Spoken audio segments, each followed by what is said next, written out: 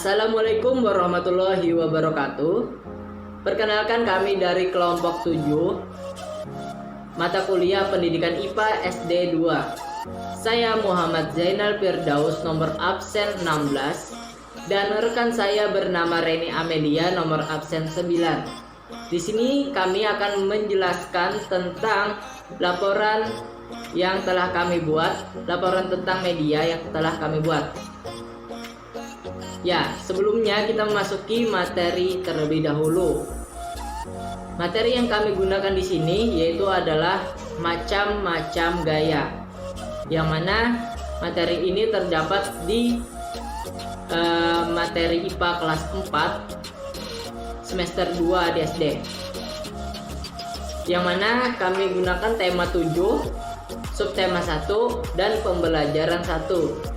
Adapun juga terdapat kompetensi dasar yang kami cantumkan.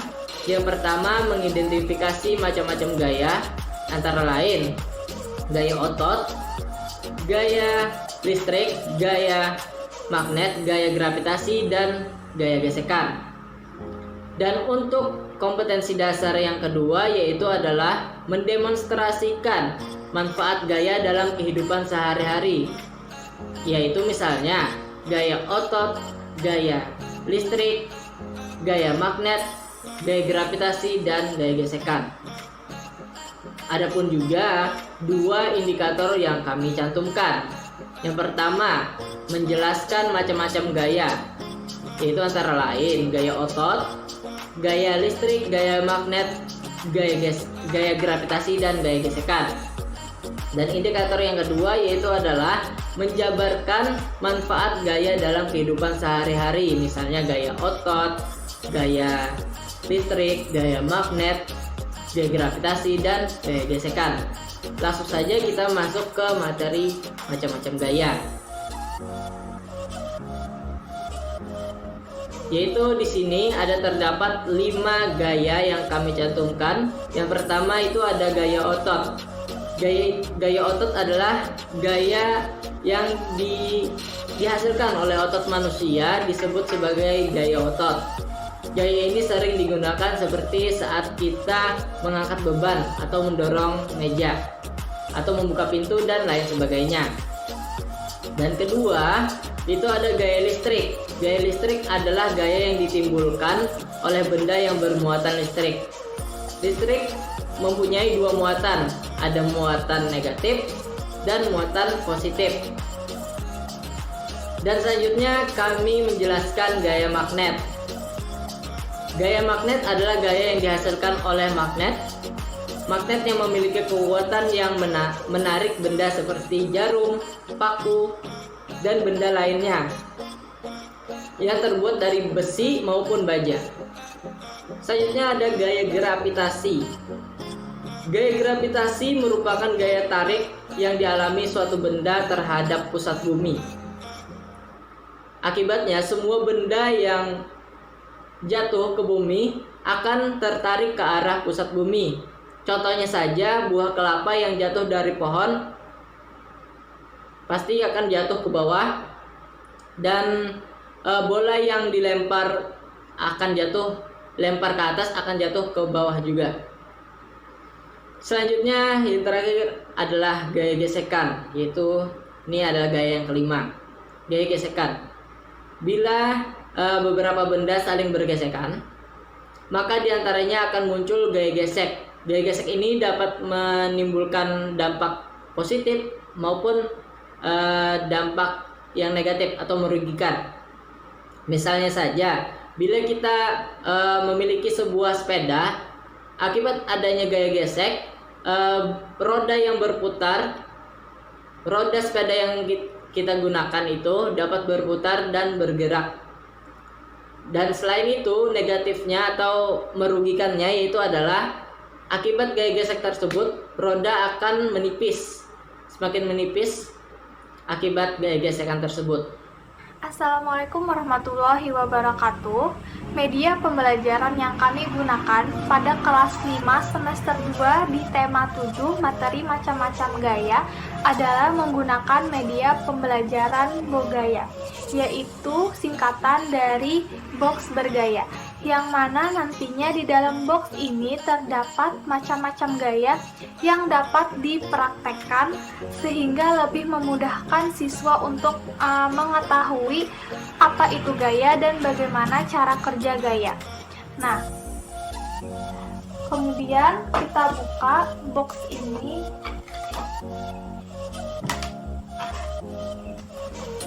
Akan terlihat seperti ini media pembelajaran yang kami buat. Adapun alat dan bahan yang kami gunakan, alatnya yaitu gergaji, engsel, kuas cat, gunting, pensil, penggaris, penghapus, dan palu. Bahan yang kami gunakan untuk membuat media pembelajaran ini yaitu triplek, kertas kado, kayu, karet, karton Jakarta, kertas minyak, kertas origami, cat akrilik, pita, amplas, magnet, paku, sedotan, double tip, botol aqua, paku kecil, dan juga batu. Selanjutnya, adapun panduan dari penggunaan media bogaya ini. Yang pertama, guru menanyakan kepada siswa apa saja sih yang sudah mereka ketahui tentang gaya dan kegiatan apa saja yang mereka lakukan dalam kehidupan sehari-hari sehingga menghasilkan gaya. Nah, dari terjawabnya pertanyaan tadi, lalu guru memberikan penguatan jawaban bahwa 5 macam gaya yang akan kita pelajari ini terdiri dari gaya otot, gaya gravitasi, gaya magnet, gaya listrik, dan juga gaya gesek. Lalu gaya yang pertama itu adalah gaya otot. Jadi gaya otot ini merupakan salah satu gaya sentuh yang menggunakan tenaga otot atau dihasilkan oleh gaya dorongan dan juga gaya tarikan. Jadi dapat disimpulkan bahwa gaya otot ini adalah gaya yang dihasilkan oleh kinerja otot-otot manusia. Contohnya yang saya lakukan yaitu mendorong meja. Jadi meja ini berpindah dari titik satu ke titik yang lainnya. Jadi kegiatan yang saya lakukan ini merupakan gaya otot. Lalu yang kedua adalah gaya gravitasi. Gaya gravitasi ini merupakan gaya tak sentuh yang terjadi karena adanya gaya gravitasi bumi. Nah, dengan adanya gaya ini, maka semua benda dapat jatuh ke permukaan bumi. Contohnya pada buah yang jatuh pada pohon jatuh ke permukaan tanah. Yang ketiga yaitu gaya magnet. Jadi guru akan mempraktekkan gaya magnet melalui perahu, yang mana di perahu ini terdapat magnet kecil di bawahnya yang akan dijalankan menggunakan magnet besar di bawah triplek. Nah, di pinggiran sungai ini terdapat beberapa benda yaitu karet, paku, dan juga beberapa sobekan kertas. Nah, untuk membuktikan perahu ini akan dijalankan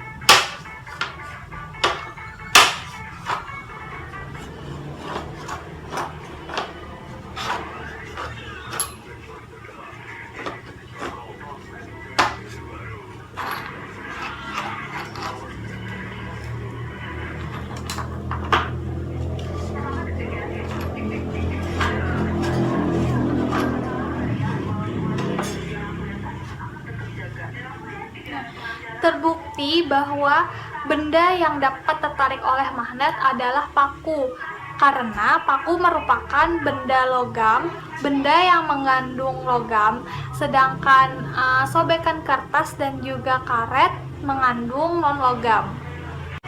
Yang keempat ialah gaya gesek. Jadi untuk mempraktekannya, guru memiringkan triplek yang sudah dilapisi amplas dan juga kertas minyak dan meletakkan 2 uang logam di ujungnya dan akan melepaskan uang logam tersebut secara bersamaan.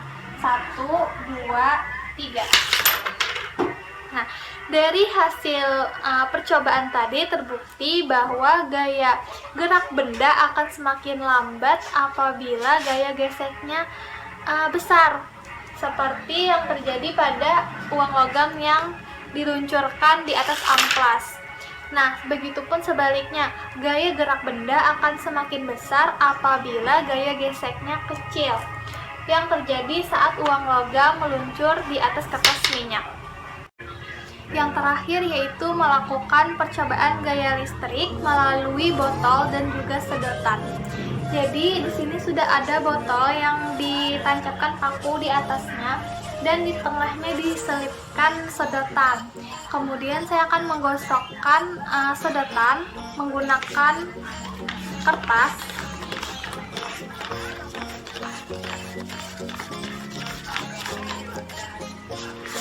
Dan diarahkan pada sedotan yang ada pada botol.